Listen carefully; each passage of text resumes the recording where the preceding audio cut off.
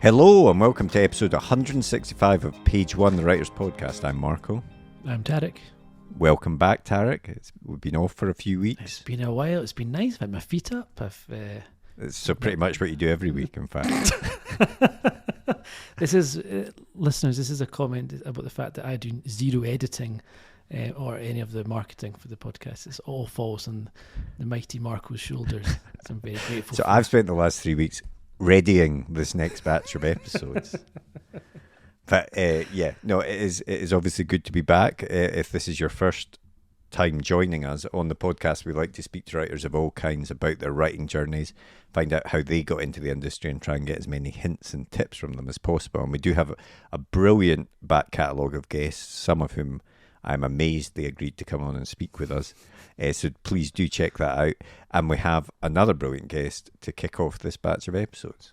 Yeah, we do indeed. This week we're chatting with the awesome Jack Jordan, who is probably most well known, I think, or certainly I first saw him with Do No Harm, was his kind of medical thriller moral dilemma book, which came out in 2022, I think it was. And his latest book is Conviction, which is he's kind of taken that kind of same thriller moral dilemma tension and put it in the legal world this time instead of the medical world, and it's fantastic. Yeah, and he's got a really interesting journey because he sort of started writing. He tells us, he had agoraphobia, was sort of stuck in his flat when he was 17, started writing at that point, and then went on to self-publish to huge success, sold hundreds of thousands of books, picked up by a trad publisher, didn't quite work out, and he almost had to start again at that point. But that's when he decided to sort of come up with a package. And, we do talk about that, about the marketability of a book, which can sometimes be, I suppose, a dirty thing to talk about to some writers, It's art, Marco. You can't market. Exactly. But, he thought long and hard about how he could sell that book as well as writing the book that he wanted to write, because both things are important. And obviously went on to huge success with Do No Harm. So it's a really interesting chat. So we'll get straight into it after a quick advert for our writer's notebook, and then we'll be back at the end of the podcast with a bit more chat and to let you know about next week's guest. But for now, on with the podcast. The blank page. To some, it's terrifying, an obstacle to overcome. But we prefer to think of it as an opportunity, a blank canvas to be filled with all of the adventures and characters in our head. So how to overcome that fear? Well, we all know the best advice for a writer is write. Seriously, get words on the page and more will follow. But what about later, when you start trying to pull those threads of what you've written together? What about the character you wrote about way back at the start? Who was she again? What was she carrying? And where did she leave the MacGuffin that she now really needs in the third act? Think about all those top thrillers you like to read, or that amazing drama you just watched. What did they all have in common? Structure and planning. As aspiring writers ourselves, we've tried many different methods to try and organise all the thoughts about the stories we want to tell. We've been there searching for a piece of scrap paper to note something down, or making a quick note on our phone in between meetings. Or sometimes we'll make a note in whatever notebook we're carrying, or a document on our laptop so we don't forget that great idea. Let's be honest, it can all be a bit messy and it's easy to lose track of everything. And that's when we realise it's not just the story that needs structure and planning, but the way we gather all of our thoughts about it as well. And so we made Page One. Page One is more than just another notebook. It's a place to put down all your ideas for your latest project, divided into easy-to-use sections that will help you plan your story, so that when that blank page comes calling, you're ready to answer. And then afterwards, once it's written, we realised you need to plan how to let people read it, so we included a section relating to submissions. Each one is designed for one project, whether you want to write a book, screenplay, a comic, or any other kind of story. We truly believe that when you use it, it will help you get to the main event, writing your story. So we hope this helps. We can't wait to read what you come up with. And remember, every story starts with page one.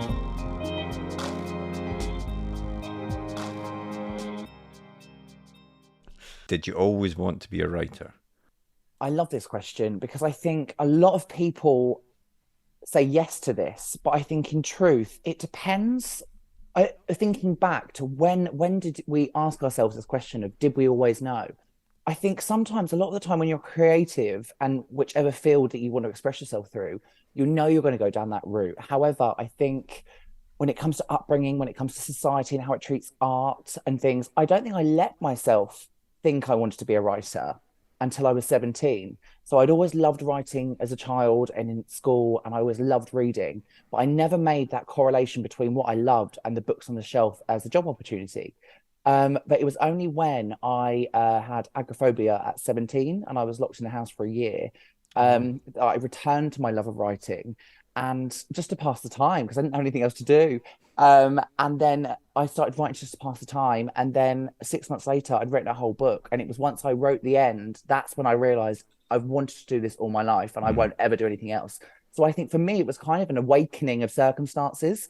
But deep down, I'd always been a storyteller. I just didn't know if I was allowed to be one, if that makes any sense. Yeah, no, no, absolutely. I mean, I think I'm right in saying that there were signs of that when you were younger. Did you not publish a book when you were 6.5? This has become a legendary little story. Yeah. So my mum found she was moving house and she found a story I'd written at 6.5 about a wicked witch who was married to a giant and these two poor children who tried to survive them and it had a perilous end.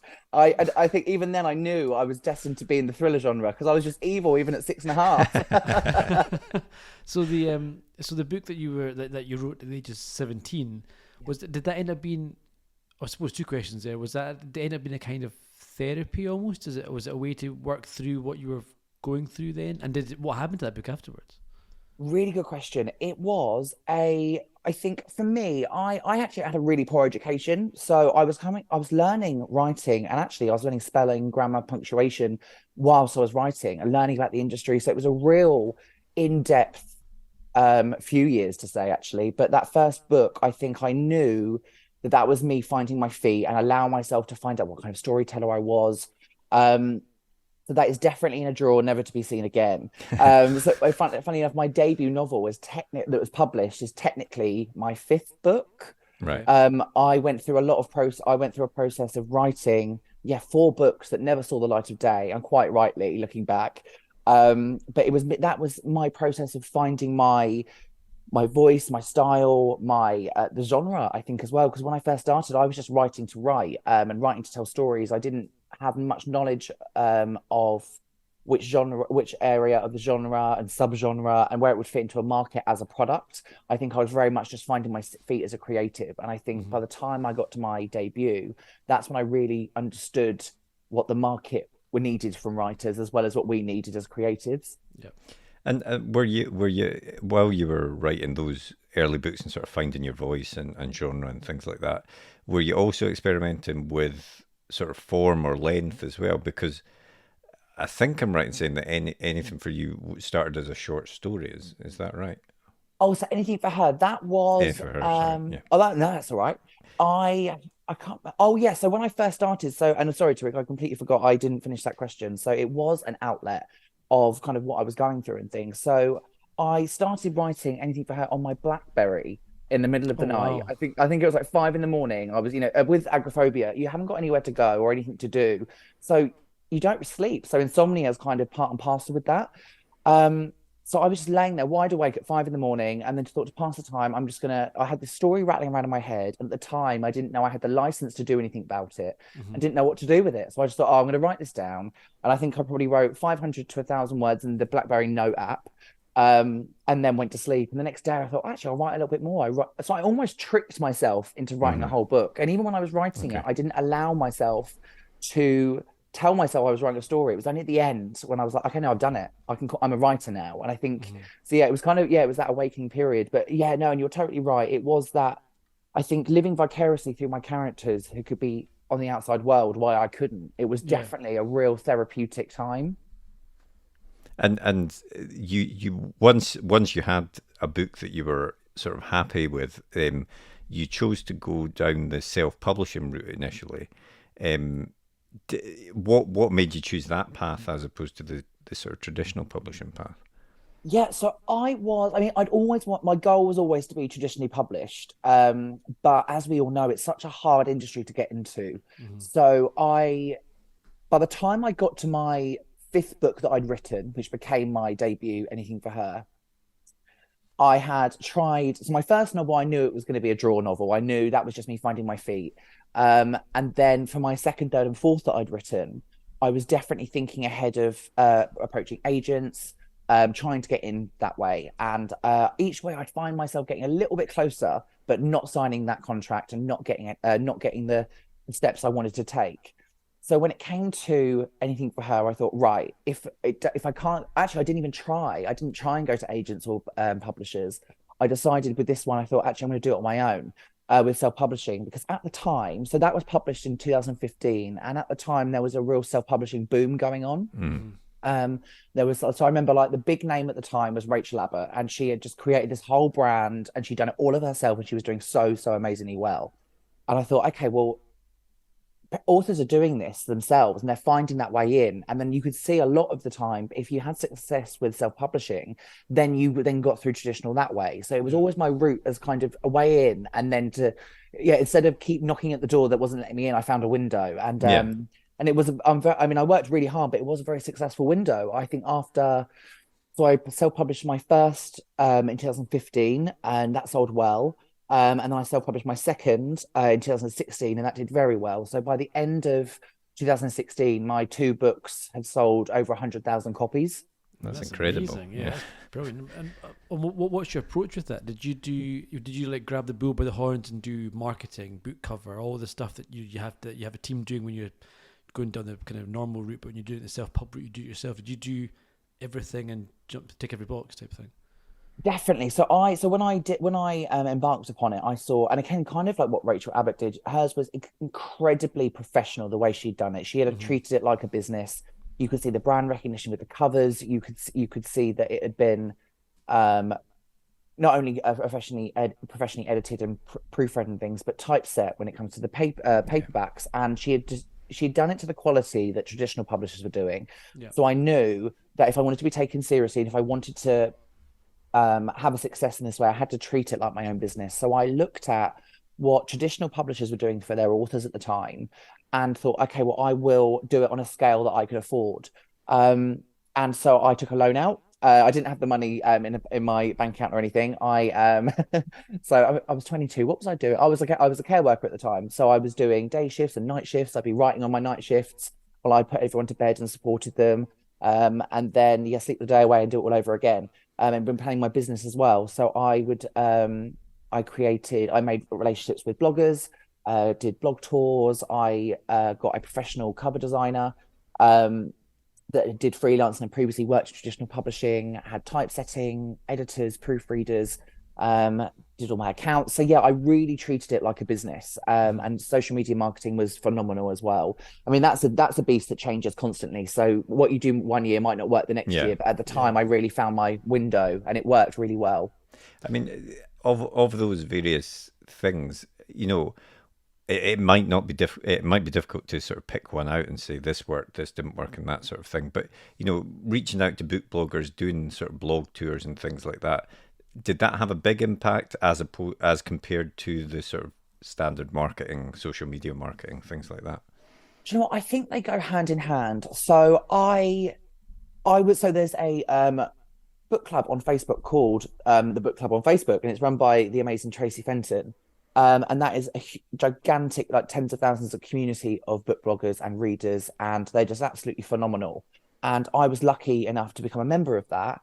And they had a gathering where you could meet everyone, and I met other authors. So I networked that way, and slowly built up my social media following. I made real friends through this process. I think a lot of people they look at book bloggers or they look at peers and they think, oh, how can we work together as a business? I think a lot of the time actually just approach it as making new friends. And I think that because this industry is very lonely, we need friends. We need to have our allies and things. And I think so actually, if you're there to just create meaningful relationships where they get a book they want to read and you get to get a review, I think if it comes from an organic, authentic place, I think it works so well. And I think then you have supporters. So when you put a post on Facebook or when you put a post on Instagram, and you're boosting that in marketing, you already have your supporters there. So it shows that there's interest. So then it gains more interest. And then it becomes word of mouth and things like that. So I think I would say they come hand in hand. I think definitely, I think when it comes to spending money and stuff, so with my first book, I got a loan out to cover the first, and then I made all that back and then a small profit, and then I put all of that back in again for my second book, plus the profit, and then they did even better. So I think for anyone doing that route, I think we have to see it as an investment in our career rather than an expense. I think a lot of people can be they can be put off by investing money in marketing and things like that, but it pays off. And I think, and if it doesn't, you learn why it didn't. So you do the better next time. So I think, it's definitely an investment in your career.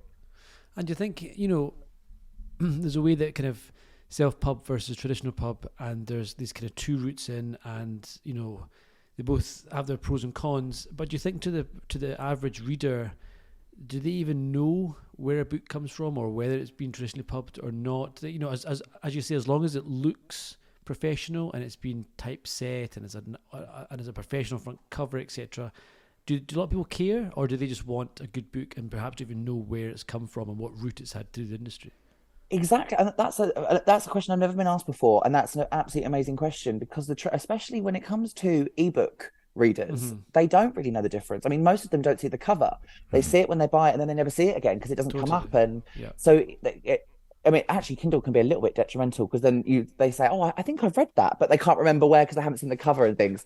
But yeah, so I think, especially also, I think when it comes to self-published and traditional publishing, and there's so many different facets of traditional publishing. There's digital publishing. There's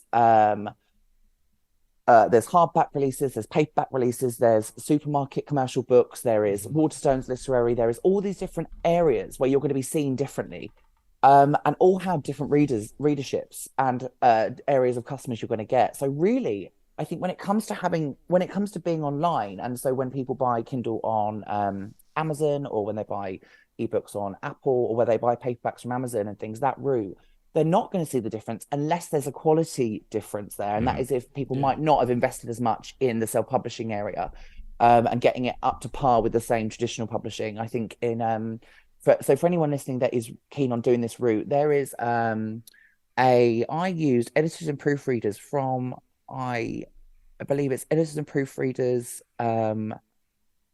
oh no, I can't remember the name of it. There's an institution where freelance people that are accredited to edit and proofread your book that also work with other publishers, they're part of this institution, and you can contact them directly. So you get it on the same par as traditional publishers. So they're not really going to see the difference. Yeah, absolutely. And I do think that in recent times that there obviously is still an element of snobbery in the publishing world, but it does seem the gap seems to have closed a bit, and you are getting what are very professional self-published or indie published books, as they say, compared to the traditionally published ones. So, and as Tarek says, the difference to a reader is probably negligible as long as it's done in a professional way, really.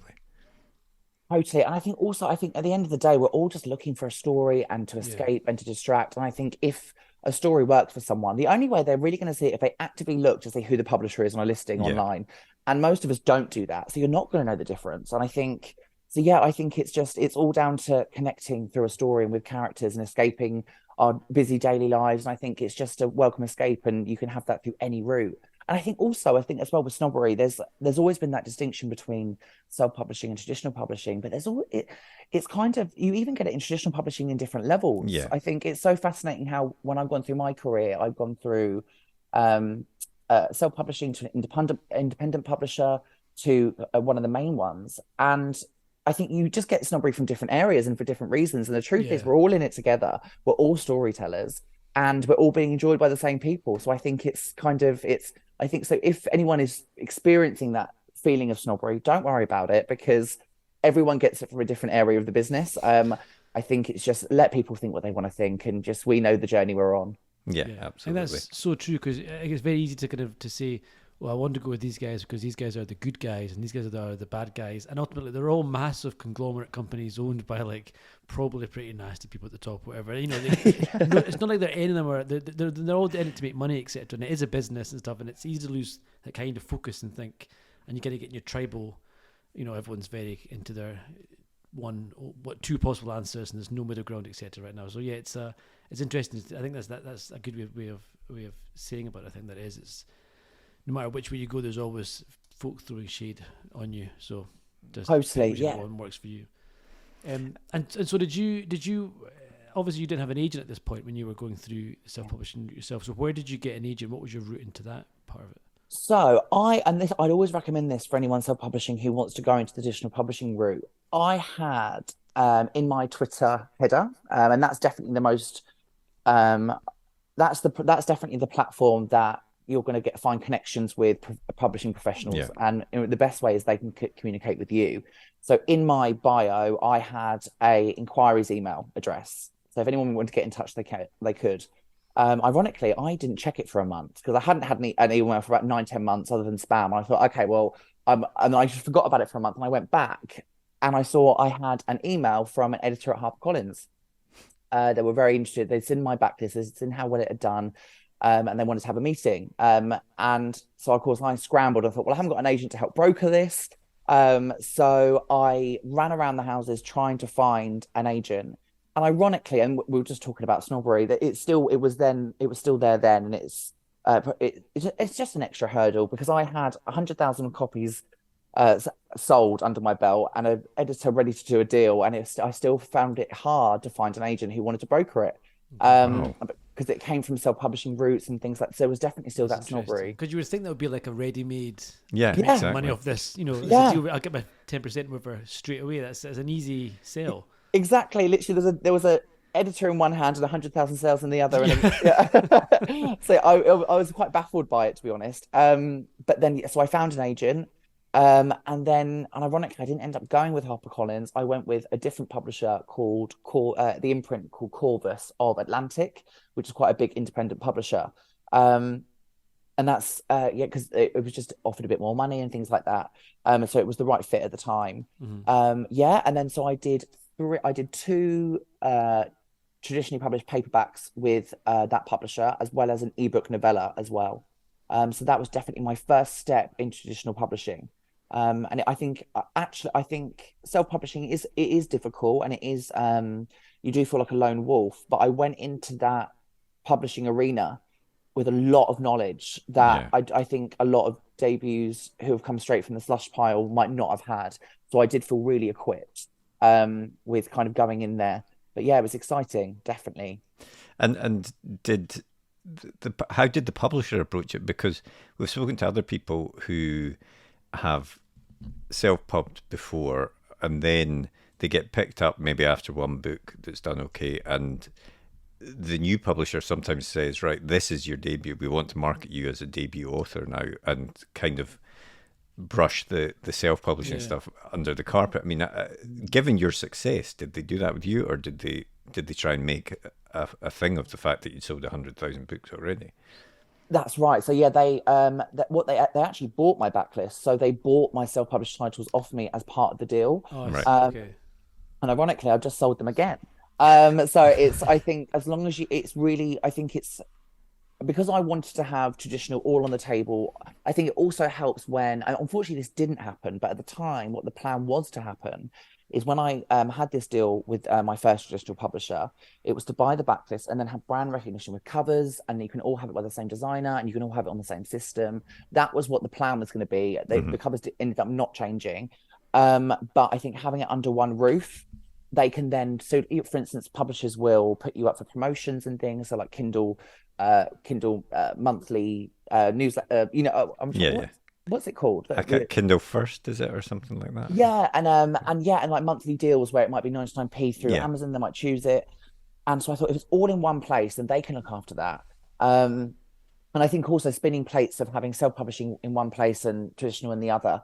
I was going to drop one, so I thought I'd have it all under one roof. So I actually had them buy my backlist. But we, instead of marketing it as my debut and changing my name, we marketed it as my traditional debut. So we made it quite big about that. But they were very happy that I came with an audience already. So I think their first tagline when I came out with my book, it was "Jack is back." So they really wanted to lean into what I already had. And they say Jack is back because there was a bit of I think what I did learn going from self-publishing to traditional is that it's very slow. Traditional publishing is very slow in comparison to self-publishing when you can decide what you want to do and when you want to do it. So there was a bit of a lag in publication. So it was about a 2-year gap. which can be quite difficult for a brand, especially when my self-publishing readership was very ebook focused. Ironically, now my readership is very print focused. So now I just need to find out how to marry those two together. And as someone who's, you've had that experience of the self-pub route and the traditional pub route now, what's your views on, how did you find it when you were going down this traditional publication route? Did you find that, you're getting less of a cut per book in terms of sales, but was there more of a security there than you'd had before? Was there ups and downs? What was your feeling on it? I think so. It's been quite a long journey. So I went from self-publishing to traditional publishing, and I think we all fall into the trap of thinking that the journey to publication, and then you sign the deal and it's the end, when actually you just sign up for a completely different journey. And I think it always comes to an author as a surprise, because we almost start at square one and we're building up again, but within publishing. So we've made one milestone, but we almost thought that we'd reached the finish line only to see a second marathon. And so I think I went into it with rose-tinted glasses and thought success is around the corner. I can build off of my self-publishing. It didn't work out that way. It was quite a difficult. It wasn't the right fit in truth. So I ended up leaving that publisher, and that's not to say that publisher's bad. The experience didn't match up what we needed it to match up. Yeah.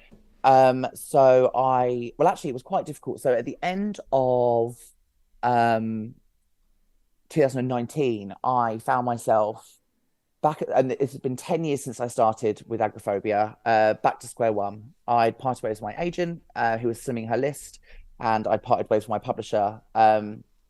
And so I found myself, and then we went into 2020 when lockdown happened. We're all stuck in our houses. It was this very cyclical moment where I found myself stuck in my house, back at square one. And I thought, well, the only thing I can do here is write, because that's what I did before and that's what I'll do again. And that book I wrote was Do No Harm, which has kind of set everything off on this amazing journey I'm on now. So it was this really, really crazy journey of 10 years of looping back round, but then everything that I'd kind of ever wanted happened. I signed, and everything I was told wasn't going to happen happened. So I ended up signing with my dream agent, Madeline Milburn, who's such an amazing agent in the UK, and then signed with Simon & Schuster, and all the exciting buzzwords you want to hear, where it went to auction and it was one of the big deals, and everything. And I think, and that's what I love to tell this part of the story, I think, because a lot of focus on traditional published authors is sales record. And if you have one bad book, then your career's over, and all these. And to be honest, that kind of happened for me for a blip. I had one book that didn't sell as well because it didn't get into a supermarket and there wasn't much else that could be done. And so I did have that period of your career's over. But I think if I looked at Do No Harm, and it was a story that had been bugging me for ages. And I knew that what I said to myself was, okay, if I've got a bad sales track record, because the 100,000 sales don't mean anything now because they're a few books ago. They're thinking about the last one. So I thought, okay, well, I need to write a book and write a hook and write a package that they can't say no to. They need to be able to look past this problematic blip and see confidence in it anyway. And luckily, that's what happened. So when I first tried to find an agent, I'd almost had to beg one to come on. Whereas this time, I created my business package of synopsis, and I only sent the first 3 chapters out that I'd worked on very solidly in my pitch and things. So I thought almost as the business plan first and a taster with the first 3 chapters, and had 6 offers of agents, and actually had to stop. I said, and I had to stop. I think I sent to about 12, and I actually had to cut it off at 6 and said, I'm going to pick out these 6. Which was so different to my first experience where I had to, beg to have one.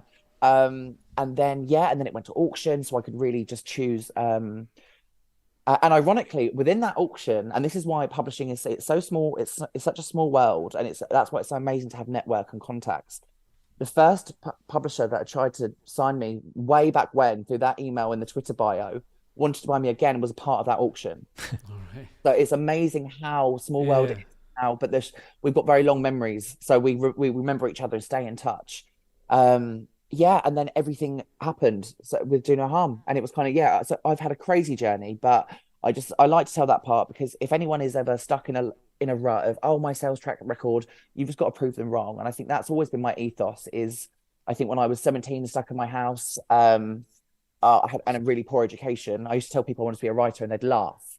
And I thought, I'll prove you wrong. Then I was self-published and I thought, well, you won't get into traditional publishing because they're snobbery. Well, I'll prove you wrong.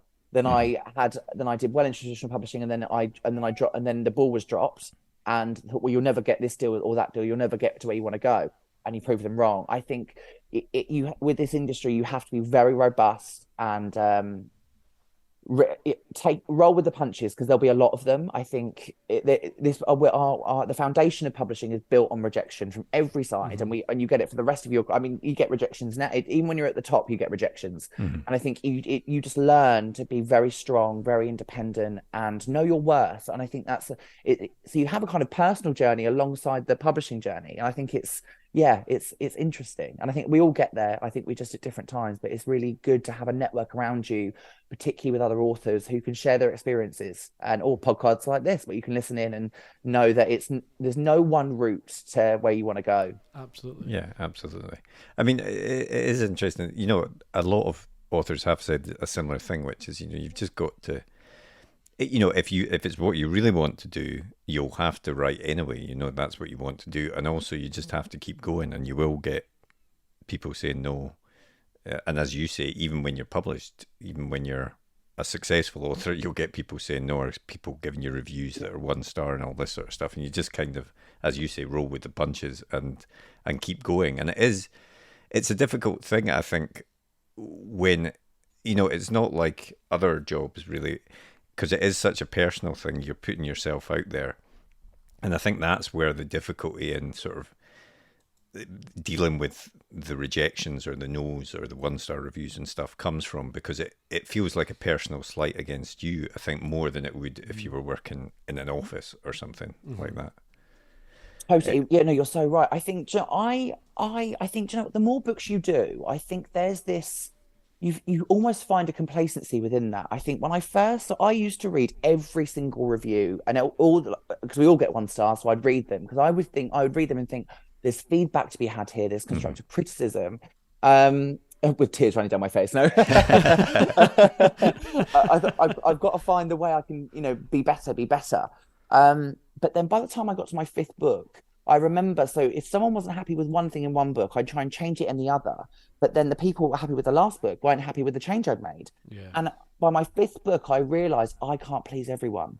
And I think a lot of writers, we're introverted, we're insular, especially with our own worlds we create. So we're people pleasers. We want everyone to be happy. We tend to put ourselves last. And I realized after my 5th book, I can't please everyone. And it was a really freeing moment. So now, when I write a book, don't get me wrong, I think about, someone might not like this and someone might not like that, but I'm better at turning off that voice that tells me people might not like this. You've almost got to write for you, and the market and all these things, but ultimately know that when it's out there, you can't do anything about the reception of it. And so I let myself, I always, so on NetGalley, for instance, I'll read the first reviews, which is usually lovely. I think, yeah, I've done it. People like my book. Then when the first horrible one comes in, and I say horrible because that's the personal thing. It doesn't have to be horrible. It's just the critical one, we'll say. I will read the first one, and I think, right, I'll read one, and I don't read any more after that. Not even the good ones. I just think, right, I've had my fill. I've read some nice ones. I've read a nasty one. Personally, feels nasty. And then I just think, right, and now it's out there, and the reviews aren't for me. They're for other people. And there's a bit of freedom in that. Because you can't please everyone, and it's kind of a really lovely feeling. Yeah, I can see. Well, Conviction is your latest book, which came out just a couple of weeks ago, I think, at time of recording, beginning of early May. And so why don't you tell us what the book's about, and how you came up with the idea for it? Yeah, sure. So Conviction is out on the 22nd of June, so I'm trying to think. I was trying from. Oh, it might have been. I think it was originally May, so I think we moving around a bit. So so 22nd of June. So Conviction is the story of defense barrister Neve Harper, who lands the trial of her career defending a man accused of killing his family, but who insists of his innocence. But leading up to the trial, she's approached by a man on the tube who reveals a secret from her past and makes her choose. either she must throw the trial and send her client to prison, or her own criminal past will be exposed. Um, so it's another moral dilemma from Do No Harm, which came out last year. I've kind of I've always been fascinated by moral dilemmas and the human moral compass. I think it dictates so much of what we do and who we are. So as an evil writer, I like to put that to the test and get a character and throw them in the middle of an impossible situation and see what they'll do. But I think ultimately it's what the reader we can all relate to. We can all put ourselves in that character's shoes and ask our own questions: what would I do? And I love it because the amount of different answers that come up. So when I'm writing, I think, well, I might do this. A reader is having a completely different thought process of what they would do, because it is that fight or flight moment. And I just find it fascinating. So, I mean, is that what you start with when the first sort of germs of an idea are building in your head? Is it that sort of moral dilemma? Is that what comes first, or is it a character or a sort of plot idea? How does it begin for you, or does it change from book to book? Sure, I think it's changed throughout my career, actually, and I think, and I always it's important that I say it, because I think it's really integral to kind of knowing the business, but it sounds colder. So I think now when I look at books, I understand, and this is what I kind of did with Do No Harm and how I packaged it, and how I was saying to myself, I can't give publishers a reason to say no. I was treating it and looking at it like a product. And I think, and that's a scary word to say to a creative, because the reason when we tell stories is because we're creative, we've got big hearts, we want to explore ourselves, we want to explore the world. But then marrying that creativity with publishing, which is a business, and treat our books like products and deal with retailers, I think marrying those two together is where I found my stride in publishing, and really, and having those two together. So now when I'm coming up with an idea, I run it through my kind of process of creating the hook. The first thing I do is create the hook, because not only it shows that I have a good story on my hands, but also I'm wondering how marketing and sales and my publisher ultimately are going to sell that book to the retailers and to readers. And that helped because I was a Waterstones bookseller for a time as well. And I used to have to hand sell books with a hook. So I thought, okay, well, I've got to be able to do that. And my publisher has to do that. And the bookseller's the other end. So when I'm coming up with a story, I will be thinking of the moral dilemma I want to explore next. And it will be very plot-based first. And then I think about the character that I'm going to drop in. And usually I think, well, if I put a character in a situation that they're not going to deal with it very well, or so for instance with Do No Harm, it's about a heart surgeon, Dr. Anna Jones, whose child has been abducted, and she's given an ultimatum: either she has to kill a patient on the operating table, or she'll never see her son again. So essentially she has to choose between the love of her child and her Hippocratic oath. So the character that I built for that plot situation was someone who thrived on control, and she's in a situation where she's completely out of control. So by ethos, she's almost like a god in the operating theatre, where she saves lives. It's all down to her. The team that she's working with all look to her for answers, and suddenly she doesn't have any of the answers, and she has to scramble to make this impossible choice. So I think sometimes it's the predicament and plot first, because I'm thinking of product, I'm thinking of moral dilemma. But then my creativity can flourish when I think about the character I can put in, because that's when you can explore humanity and pull that apart. And so, yeah, that's my usual journey at the moment. Yeah, I mean, Do No Harm, I thought was excellent. I really, really enjoyed that book. And thank you. And listen to you talk about how you come up with the kind of idea or the initial germ of the story, etc. For both that and for Conviction. I'm definitely struck by it. You can tell you've gone through a self-pub route, because you think about things in the kind of marketability way, which I think a lot of authors wouldn't necessarily think about. They'd be like, well, this is the book I want to write, and it's up for someone else to work out where it sits on a shelf, or what the hook is, or how you blurb it in order to pitch it in one line, etc. But that's obviously something that's quite important to you now, and I assume that's coming from a background of, when you're doing it yourself, you need to always know, how do I pitch this book, how do I sell this book to a reader on the Kindle store? Definitely, yeah. And I think one thing that I learned going into this was, we are essentially, before the publisher and the agent, we are the first salesperson of this book. We're the one who've got to pitch this book to an agent, to a publisher. And if we can make that, the easier you can make that job in terms of kind of a product you're putting in front of them that is packaged in a market you want to make the marketing team very happy, because then they're going to be so excited to promote it because it's already there. I think a lot. So with publishing, as we all, as the three of us know, like people sit in a room and meetings will come together and go, we love this story. How are we going to sell it?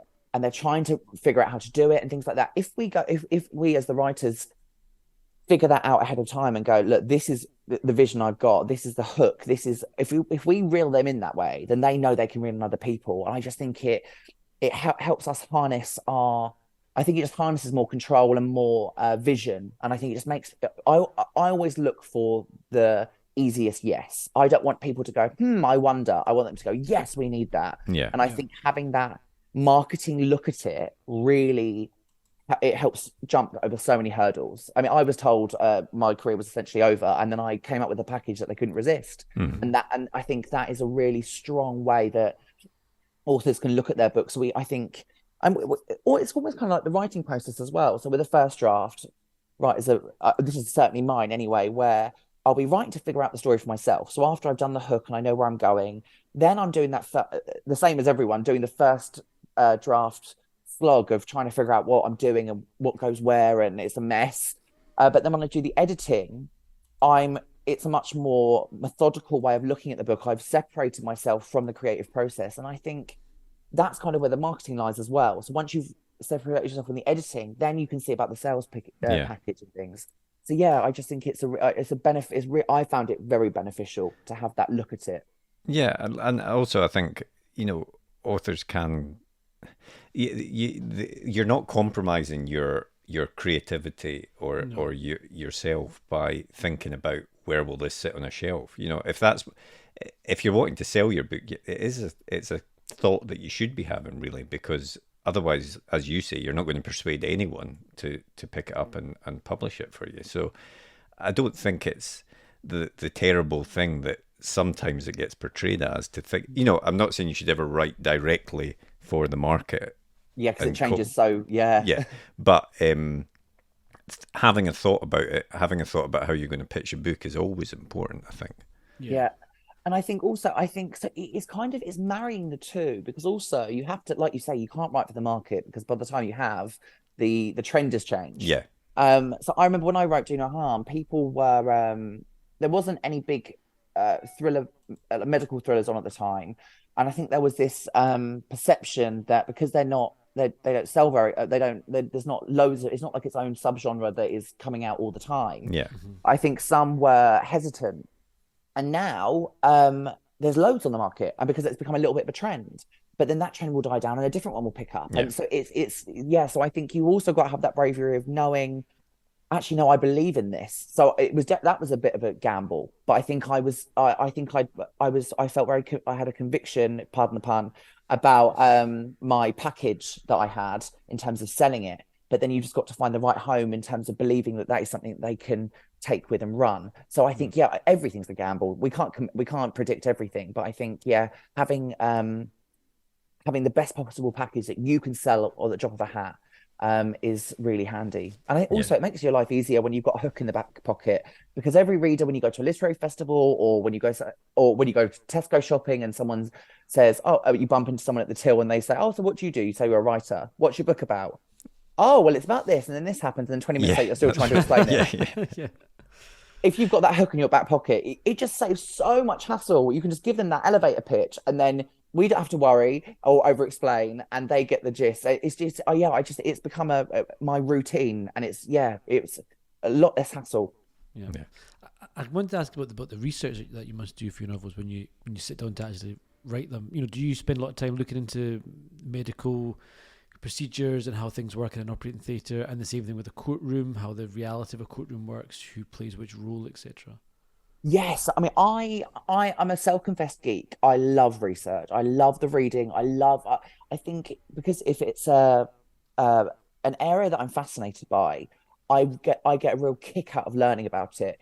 So I first came up with Do No Harm because I had a medical procedure myself, and I was just about to go under, and I suddenly thought to myself, I don't know anyone in that room, and I'm just completely trusting them with my welfare. And then when I came out the other end, I was luckily Dreadful at final thought to have there as you're drifting off. and then put under. But then I woke up and the procedure went really well, and everyone was, of course, lovely. But once I came round from the medication, I just couldn't help but wonder what could have happened if it had gone differently. So I had that personal experience that kind of created the idea, but then I put it off for a while because I was intimidated by, and again, imposter syndrome, which we all have at some point, if not all the time. I hope, because I do. But with the kind of medical aspect, I thought, I've never, I had a poor education. I didn't do very well in science. I'm not I'm not a doctor in any way or a consultant. I don't know what I'm talking about. But then it just kept niggling away. And then I was at that point of my career where this story had been taunting me. I needed a book that was going to work really well. So I thought, well, I've got time. We're all locked away. Why don't I just read into it? And I just was fascinated by reading into these procedures and reading up on how consultants exist outside the operating theatre and the human beings and this pressure it must be. So I just read so many books, textbooks that cost an arm and a leg about heart surgeries, autobiographies by consultants to get the ins and outs of their lives. And even though I'm squeamish, I don't know how I did this, but I watched open heart surgery on YouTube. I really got into it, but I think the key of that was because I loved it. I think if you love it, you can delve into anywhere. Yeah. And then again with a courtroom thriller of conviction, again I was a little bit intimidated. I thought I'm not a lawyer. I don't know what I'm talking about. But again, it was a lot of reading. Because of This Is Going to Hurt by Adam Kay. There was then this huge influx of autobiographies by professionals. And we had The Secret Barrister, who did the law, and there was so many more resources. So you could read up on so much and get the ins and outs of what a barrister might do or what a heart surgeon might do. And I think so. The books are out there to learn. And it's just, it was just lots and lots of reading. My imposter syndrome doesn't let me talk to real professionals. I would be far too shy to talk to a heart surgeon or a barrister. I'd feel like, who am I to ask them? And they're too busy. But so I haven't got the courage to do that yet. But I do a lot of reading, and that's how I get my way. So I spend about, the way I overlap writing, I do about 6 months of research, but there's a core month before I even start writing where I'm really reading intensely, really getting down the foundations of what I want to do. But it's definitely a big part of my writing process, and that's usually the first thing I do once I've got the idea. And then, so for the rest of your process, do you plan out your book in detail, or do you sort of pants it? What is your approach to that? Okay, I've tried both approaches with the planning or the pantsting, and I think I found my happy medium where I'm a plantster, slap bang in the middle. So I think also writing is really overwhelming. Writing a book, I think we all sit in front of that blank page and go, how am I going to write? My book's usually 100,000 words or a little bit more. And I think, how the hell am I going to write all this? I don't know what I'm doing. Every time I'm like, whoa, this is a lot. So I've learned to quell that fear a bit and just create it into manageable chunks. I plan it in stages, so I do it by acts. Okay. And it usually breaks out into 4 or 5 acts. So I will think, right, I'm going to write the first act, and I get to plan that a little bit, and I get to write that and just focus on this. I know where the midpoint might be, and I know what the end might be, and I'll have an idea of where I want my characters to go and what their arc will be like. But I really only focus on each act, and I only move along once I've completed one area. And I think that really helps in terms of pressure and that self-pressure we put on ourselves, and also deadlines. And I just think for me, that works really well. My first draft is always a mess. I think, I think there's also that debate. I see it quite a lot where some writers, they polish on as they go, and they don't move on to another chapter unless it's perfect, or some just get the words down. And again, I'm a bit of both. I might write 10 chapters where I'm just getting the words down, and I might even write just to keep the flow going, beat between sentences or dialogue, just to get a block in there and keep going. But then I can't help but go back before I go to the next act and just polish up a bit. So I think I found my groove in that. I just take it step by step, and that's how I found it the best way to manage. And do you have beta readers or anything like that you show the stuff to before you send it to editors or anything? When I was self-publishing, I did. I found them so valuable. I think because I didn't have that agent or editor kind of in my corner to vet me. So I had better beta readers and better readers um, to tell me I was on the right path, really. Now I just share with my agent first, but I don't really share until I've done about 3 drafts myself. So the first draft I do is a hot mess, but I put the words down. The second one I edit on my laptop and just really go through and do lots of plot points I might have missed and tie up loose ends and polish a little bit. And then by the third draft, I print out what I've done so far with a red pen. I go through, then I implement that, then I share it. And then then it's usually a structural edit with the agent or editor, and then all the editorial periods that follow. But that's kind of what I've done now. I've kind of found my groove in that way. Mm-hmm. And it does help, doesn't it, as well, to sort of look at the same story but in different ways. So like printing it out onto paper and then reading it, it makes a difference than just looking at it on the screen again, essentially. Totally. And I think also it's so funny, even different screens. So so when I'm working on my laptop, I'll be seeing it in the same way I see it. So I might miss a million mistakes because I'm reading over the same screen, same page. But then sometimes I am, because I'm a little bit of a workaholic, so I might back it up on my email, let's say, and then that evening I think I might look at what I wrote today, and I look at it on my phone, and I see different things because it's on a different format. It's the weirdest thing, but I love the process of having it printed out because it feels real. I can turn it like I read paperbacks or hardbacks, so to me it feels like my usual reading experience. So I can see it in a different way. I can almost see it as a reader rather than the person who wrote it. And yeah, I'm manually scribbling things out and writing notes in red, and I think it helps with that process. And then I think some people can fear sharing it with an editor or sharing it with an agent or sharing it with beta readers, but I love getting that second opinion by that point. I've read it so many times. I'm like, please just tell me what's wrong. Just tell me what I need to do now. And I love that feeling of when someone points out something. And usually I already know it's a problem, but I haven't wanted to fix it. And then they tell me to, and I have to.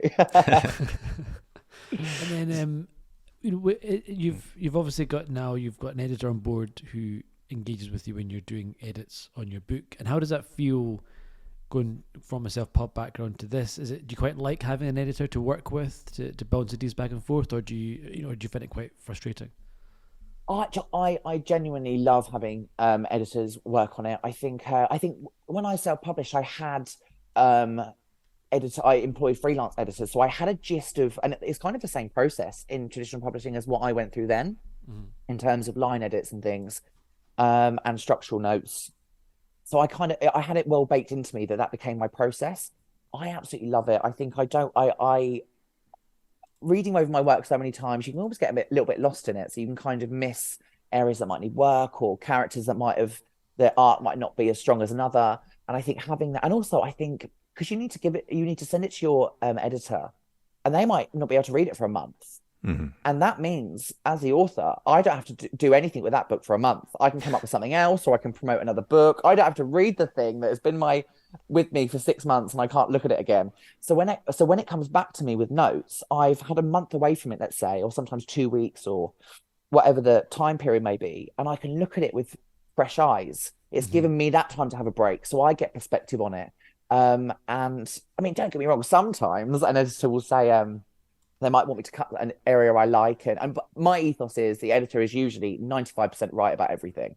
I usually change everything they suggest because they're always bang on the money. Sometimes there's something that is just it's a personal choice that the editor might love a character that doesn't want to die, and they have to die. So you have to make that choice of actually, this works for me and my story. So there's always something I fight for, but most of the time the editor's right. And it makes my job easier when they point it out. So yeah, I really value it, actually. I really like it. Nice. And so you've got Conviction coming out next month. What is next? Are you already through the next book in terms of drafting, or working on that just now? Yeah, it's a bit crazy time for me at the moment. So I was very lucky with Do No Harm came out in paperback last month, and it was Waterstone's Thrill of the Month, and it was such an amazing experience. And then this month I was meant to finish the current book I'm writing, but I've decided to move house, which is all a bit up in the air. And so my current deadline I've had to push it back a little bit. because then I publish Conviction next month. So lots of promotion next month and lots of promotion last month. But I think also writing can also be that form of escape. And it tends to be why writers start writing in the first place. You get that sense of escape. So when I'm going through a crazy house move or, I stupidly tripped on a staircase last Monday and cracked a rib. So but then writing, you get distraction from that. You get to turn everything else off, all the life stuff of moving and stress and just escape into another world. And so I'm looking forward to, I haven't been able to at the moment because a lot of people will agree creativity and stress don't really go hand in hand. So this month's been a bit poor, but I can't wait. I move into my new flat this week, and then next week I get to sit down and write, and before Conviction comes out, so I can't wait. But yeah, that's really exciting. That's another moral dilemma thriller. But in a new area that I'm exploring, it's fast paced and it's got that moral dilemma built in, so still very commercial. But my characters are really taking the lead on this one, and I don't know about you both, but as a writer, I love a challenge. Every book has to be. I can never be bored. I have to do something, or I'm almost scared to do. And so I have to always cover new ground, and this one is new ground, and I'm loving it. And yeah, and you see, I just can't wait to escape back to it again, and in a lovely new flat. Brilliant.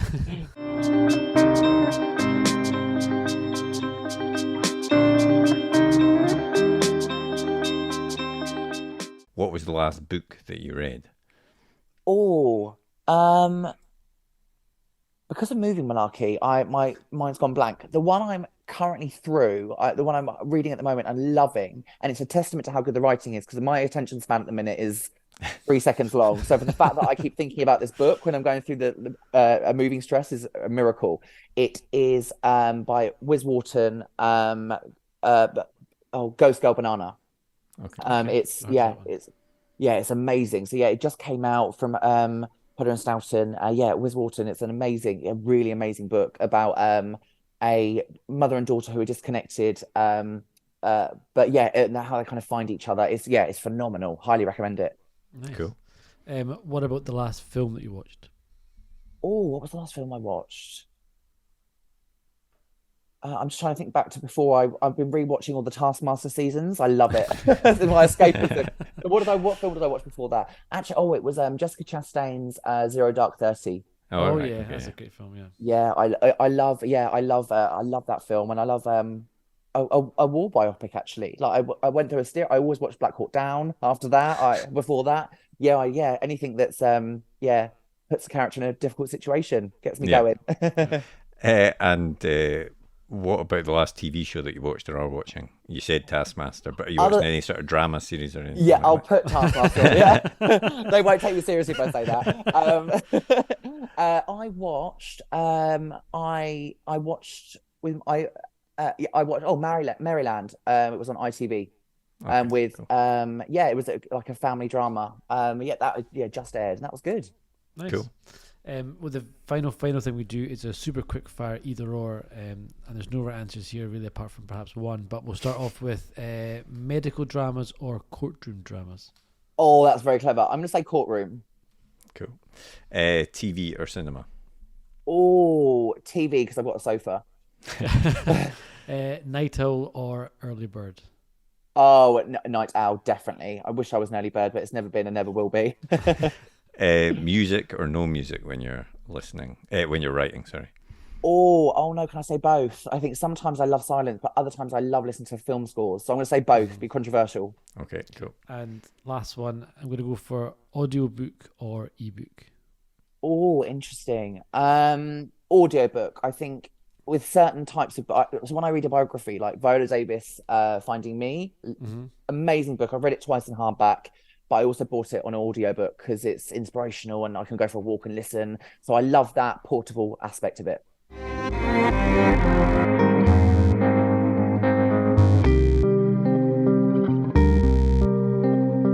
Oh, that was a great chat. I really enjoyed that with Jack. And, as we said at the start of the episode, it's so true that you need to, as a writer, as you say, it's a bit dirty word almost, but marketing is important and you need to know and have an idea of where this book will sit in the market, how will it be marketed, what shelf will it be on, what comparisons are there before you even start writing. And Jack I think he summed up really nicely there when he says that, you know, writers are the first kind of advertisers, marketers of the book, because you're pitching it to an agent. That's if right. you can't sell it to them, you know, they can't sell it onwards, etc. I mean, I think it is, with my own writing, it's something I wish I'd done. You know, if you can, we've spoken to other authors like that. I'm sure, I think it was Aisha Malik was one that said, you know, she of tries to think of that sort of pitch line, that log line or whatever you want to call it, that hook for the story before you start writing it, because if you have that in your head, then you can write the story to that. Yeah.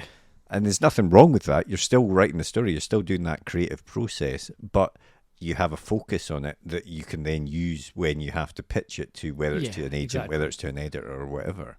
And it must be so much easier having that done before you start writing than trying to then work out what's the hook afterwards. How do I pitch this? That's every writer hates doing that, trying to put it into 100 words, whatever. You know, if you have that at the start, and that's a great like a kind of beacon to follow through that kind of horrible middle part of the draft, etc. Yeah, that's right. And if you've got that, then that, you know, that having that 100 words or whatever it is, as you say, that could be your plan. If you're more of a pantser, at least you have that beacon, as you say, to always guide you back towards what you're meant to be or wanting to write when you set out on the writing journey for that particular story. So it makes it sound so easy, doesn't it, Jack? Yeah, it's simple. So why didn't I think of it before? But yeah, so his latest book, as you said, Conviction, is just out now, so you can go and pick that one up. And thanks very much to Jack for coming onto the podcast. But next week we've got another great guest. Yeah, next week we're chatting with the wonderful Heidi Swain, who has written a smorgasbord, which I believe is a lot, thank you, of books, a romantic persuasion, I believe, and it's another author we've chatted to before, a similar author who does a kind of summer Christmas book twice a year. So that, you know, I always find these authors fascinating because it's such a you've got the stress of writing a book in 6 months, get it out there. You're juggling 2 different groups of fans. You're trying to you're going to keep that same theme going, but keeping it fresh. I find that incredible. Yeah, and we get into all of that, and you know how you get into that sort of routine and come up with ideas for these types of books every year. And writing Christmas books in summer, I mean, even getting the mindset of that must be difficult. Exactly. Maybe have to eat turkey throughout the year. Yeah. Put a Christmas tree up and stuff. Exactly.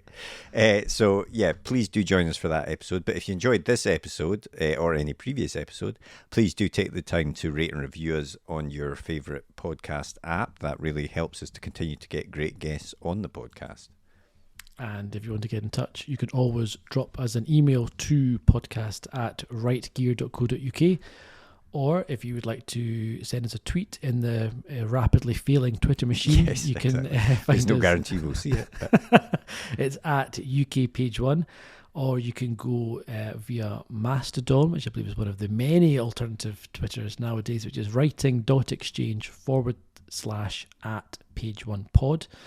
Or you can head to our YouTube channel, which is at Page One Podcast. At Page One Podcast. YouTube.com. At Page One Podcast. Yeah, and no doubt we will be forced to sign up for Blue Sky or some other app because I just love spending so much time on social media. I mean, I'm going to put my feet back up again, Mark. This is me. I've just till next week. It's a new one as well. So not Threads or something. Yeah, it's the Meta Facebook one. Launches on Thursday. So great. First in line there, Mark. You'll be signing up for that, Tarek, for us? Yeah, doing all that work? Leave that one to me. Social media manager. I'll take care of that, yeah. But otherwise, have a great week, and we will speak to you next episode. See you later. Well, I hope you enjoyed that episode. If you did, please leave a comment down below, hit that thumbs up button, and be sure to hit that subscribe button as well so you never miss an episode like these ones below. And if you want to get in touch, you can always drop us a tweet in the Twitter machine, which is at UK Page One, as evidenced here, and our other social media channels are available. Otherwise, we hope to see you next episode. See you later.